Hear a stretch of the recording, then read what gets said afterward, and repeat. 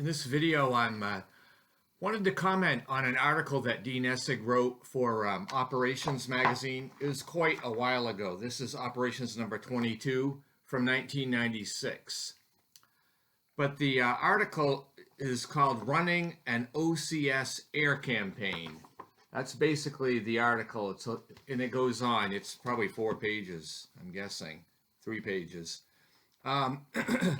And one of the interesting things that he does in this article is he talks about what they tried to do with OCS. And you have to remember, this is in the 96. This is when, Enemy at the Gates was the most recent, one of the more recent games. And so you had the 2.0, 2.1 version of the rules. Although everything in this article kind of holds up, the principles certainly do.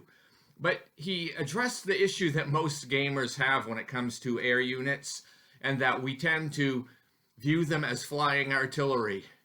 And, which I think is true, and sometimes it boils down, oh, do I have an air point? Then I'm going to use it.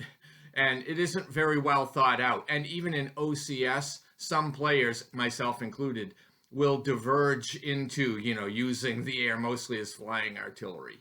But he talked about running an air campaign and having some doctrine to it. And one of the books that he used as a resource was this by John Warden III called Air Campaign, which I picked up as a fascinating book.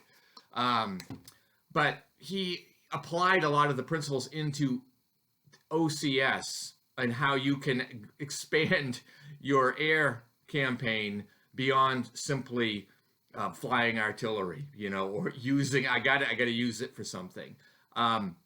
So one of the things to keep in mind is that, your fighters can be used to set up patrol zones so that if the enemy is going to do anything or try to do anything to you, they're going to probably face more flak damage to their bombers. So that's one thing. So you want to space those out.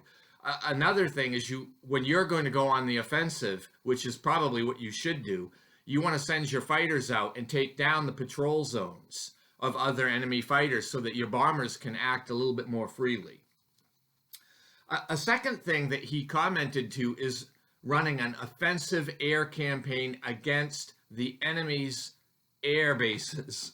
So it's not like you target all of them, but you pick one that is really a lucrative target. Maybe it's got a bunch of inactive aircraft in it from the prior turn.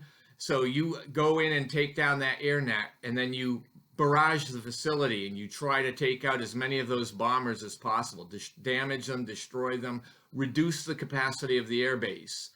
And no, you don't attack all of them at once, but you prioritize which ones you want to focus on, and you zero in on it and whittle that thing down. And then you try to do it to other bases in turn as you get the opportunity. So that's not merely a reactive defensive air campaign. It's not just using, tactical bombers as flying artillery, but you are now actively trying to take down the enemy's air superiority and their ability to use tactical air against you. So I thought that was a fascinating thing in this article. Another thing that maybe isn't used as much for is interdiction. And I mean, the interdiction rules have evolved over time, but in the current rules, they're called train busting. But of course, it works on roads or railroad. And one of the things to do is identify key choke points where you really, maybe at a bridge, those are important because if you're not crossing at a bridge, you're using a lot of extra resources and movement. So that bridge is a great place to do an interdiction. And so, if you get a successful interdiction for the next turn, the enemy forces are going to have to slow down. They're going to add movement points in those 6 or 7 interdiction hexes that come up out of a successful attack like that. So this is an excellent article. I definitely recommend reading it. You can actually find a PDF of this online if you don't want to buy the magazine, but it is in the Gamers Operations number 22. So this is available in the secondhand market. There are other articles in here too if you like the Gamers stuff, but that article was really one that was inspiring to me to rethink how I approach air combat and air campaigns, even in any of the Operational Combat Series games. Anyway, thank you for watching and have a great day.